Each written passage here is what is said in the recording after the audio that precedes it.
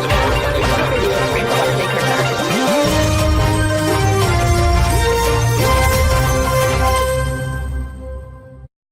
वालेकुम नाज़रीन, मेरा नाम है मुदस्सिर बिलाल। तुसा दे पियो सराकिस्तान टीवी। मैं बतौर माहिर नफ्सियात तुहारी खिदमत च हाजिर हाँ।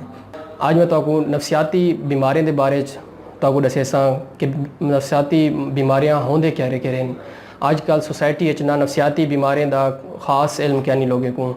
अगर कोई घर परेशान बीमार थी वेंदे, जहनी मरीज़ बन वेंदे, तो जेड़े लोग पढ़े लिखे उन्हें को तो समझ है पई लेकिन जिन्हें लोगों च शऊर कहनी, जो लोग पढ़े लिखे कहनी ज़्यादातर देहात गाँव तो उन्हें को कोई किस्म का पता ही क्या नहीं होंदा, तो वो जहनी मसाइल को जरा ना नोट नहीं कर सकते।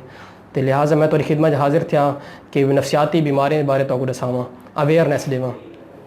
नाजरीन, नफ्सियाती बीमारियां जिन्हें एक एंगजाइटी है, घबराहट, डिप्रैशन जरा सोसाइटी बहुत ज़्यादा कामन है। एंगजाइटी तो डिप्रैशन जिन्हें काफ़ी सारे मसाइल का सामना करना पौंदे।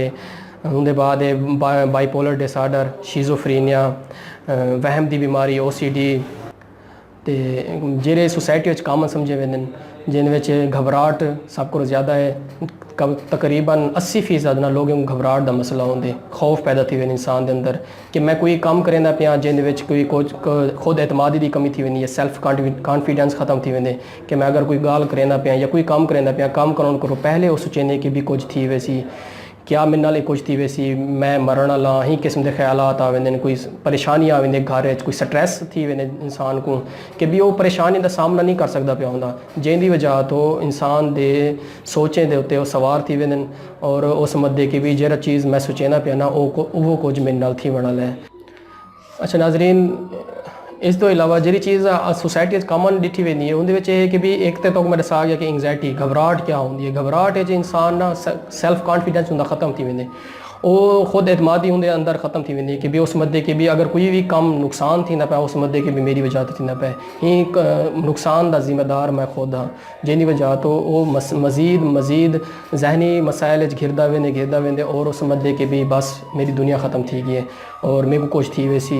अगर कोई हादसा ले गिंदो तो उस मदे कि भी यार ये हादसा जरा ना मेरे नाल थी वैसी। अगर कोई फौत की या कोई बंद इंतकाल कर वेंदे लोग तो उस मदे कि भी हिंदे बाद मेरी वारी आ गई कि मैं ही फौत थी वैसा, मेरा ही दुनिया में ना कोई फ़ायदा क्या नहीं, मैं मर वैसा, मतलब ही किस्म की खौफ की एक बीमारी है।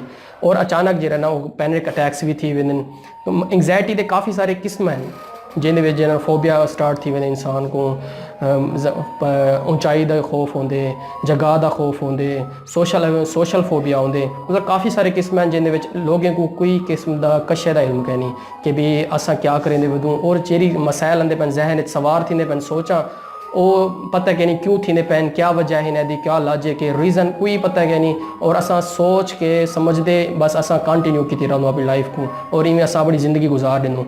मेन मकसद मेरे आखिर का मतलब ये है। दूसरी मिसाल ये है कि भी डिप्रैशन, ये दो चीज़ा मैं तो दसेंदा पिया। डिप्रैशन इंट्रोडक्शन शार्ट दसेंदा पिया। डिप्रैशन ये होंगे कि भी इंसान समझदे कि दुनिया बेकार थी है, मेरा इतना दुनिया ते रहन भी फजूल है, मेरी कोई वैल्यू क्या नहीं, मेरे एहसास को कोई नहीं समझदा, ठीक है। उनके चिड़चिड़ापन थी वेंदे, गुस्सा ज़्यादा थी वेंदे, उनके रोवण ज़्यादा थी वेंदे, और समझदे कि बस मेरा दुनिया ते आवन ही फजूल आ। ना उम्मीदी पैदा थी वेंदी है। ना उम्मीदी पैदा थी की वजह यह है कि नाजरीन कि भी वो हर चीज़ करो, लोगें करो, फैमिली करो ना, एक्सपेक्टेशन तवक्कुआत रखण ज़्यादा पै वेंदे कि भी वो समझदे कि मैं जी चीज़ आखां वो पूरी थी वैसी। रिलेशनशिप हर चीज़ ना वो एक्सपेक्टेशन रखेंगे, दुनिया करो, लोगें करो कि भी उस मदे कि मैं जेरी गाल करेंदा पिया ना वो क्या थी वे कि भी वो पूरी थी वही। अगर वो पूरी ना थी सी उस मदे मैं बस फारिग हाँ, फजूल हाँ, मेरी कोई फीलिंग्स ही कहनी, मैं कुछ समझदा ही कोई कहनी पिया। हालांकि कसूर दुनिया का नहीं होंदा, कसूर फैमिली का भी नहीं होंदा, कसूर रिलेशनशिप विच नहीं होंदा, कसूर वाइफ का हसबैंड का एक दूजे का नहीं होंदा। कसूर क्या होंगे सारी सोचें का होंगे। अगर असा अपनी सोचें को ठीक कर गए तो असा तकरीबन असा अपनी लाइफ को अच्छा गुजार सकूँ। अगर असा अपनी सोचें को ठीक ना कर सकूँ तो असा अपनी लाइफ को जिमें चलती पी है बे भी गुजार गए और मर गए उमें ऐसा गुजार सकूँ। देखो ना खुदकुशियाँ इतना थी गए तो अगों अंदाज़ा क्या नहीं, तो सर्च करके देगी नोट करो कि भी लोग यंगस्टर खुदकुशियाँ करेंदे पैन, वजह क्या है, रिलेशनशिप में खुदकुशियाँ करेंदे पैन, घर की फैमिली मसाइल की वजह खुदकुशियाँ करेंदे पैन। वजह क्या होंगी है, उन्हें अंदर विल पावर कम थी वेंदी है, उन्हें अंदर तवक्कुआत ज़्यादा थी वेंदी है कि बस असा हूँ बे कोई कहनी। सारी सोचें होते ओ असा ओ जेरी चीज़ असा आखूं मुँह चो कटूं ओ पूरी थी वने। ये चीज़ गलत है नाजरीन। अगर तुसा परेशान हो तो हिंदी वजह तुसा खुद हो। दसाया गया कि जरा ना 90% बीमारियां ख़त्म थी वेंदिन सिर्फ एक चीज़ को अपने माइंड एक्सेप्ट करने नाल, कुव्वत बर्दाश्त। अगर तुसा कुव्वत बर्दाश्त अपने अंदर पैदा कर दी ना तो 90% बीमारियां तुहाडे कोलों दूर थी वैसन। तुसा कुव्वत बर्दाश्त पैदा नहीं करेंदे हिंदी वजह तो बीमारियां ज़्यादा थी वेंदिन। स्ट्रेस की वजह तो काफ़ी सारे मेडिकल बीमारियां थी वेंदिन जिन वजह तुसा बीमारी नाल आजकल देखो हर बंदा बीमार थी पे। वजह क्या है? अपना माइंड फ्रैश कहनी, अपनी सोच फ्रैश कहनी, दिमाग ठीक कहनी, असा चलते भी हूँ बस गोली खावनी है, गोली खा के असा ठीक थी होने। ये नहीं देखना कि गोली खाते भी हूँ वजह क्या है।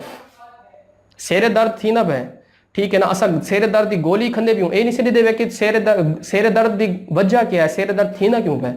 नाजरीन मेरे आखने का मतलब ये है कि भाई साकू खुद को जानना चाहिए, साकू अपने आप को समझना चाहिए। जिस टाइम तक असा अपने आप को ना समझसूँ असा नफसियाती बीमारी में मुबतला थी वैसूँ। जिमें तो दसा गया एंगजाइटी, डिप्रैशन को वाला वध के असा बाइपोलर डिसऑर्डर आ वेसूँ, शीज़ोफ्रीनिया आ वेसूँ, जरा मुस्तकिल वाला सारी ज़िंदगी वास्ते इलाज चलता रहे वैसी। तो बेहतर ही होए कि तुसा अपने आप को समझो। मेरे आवन का मकसद ही हुआ कि भाई तो मैं अवेयरनेस देवां। इंशाल्लाह नेक्स्ट प्रोग्राम में ऐसा हाजिर थूसूँ और एक मज़ीद अच्छा टॉपिक चाह के तो अवेयरनेस देसूँ। तो मेरे को जो इजाज़त, अल्लाह हाफिज़।